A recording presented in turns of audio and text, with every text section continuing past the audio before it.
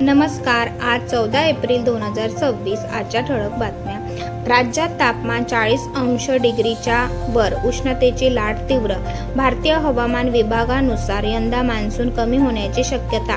सरकारचा निर्णय. दुपारी 12 ते 4 काम बंद. आंबेडकर जयंती उत्साहात साजरी. राज्यभर मिरवणुका, कार्यक्रम, मोठी गर्दी. सरकारी कार्यालये आणि बँका बंद. नागपूरमध्ये ग्रामीण विकासाला चालना. सोलर ड्रायर प्रकल्प सुरू. 3,000 महिला बचत गटांना 300 रुपये कोटी निधी. LPG पुरवठा अडचणीत. नितीन गडकरी यांच्याकडे तक्रारी.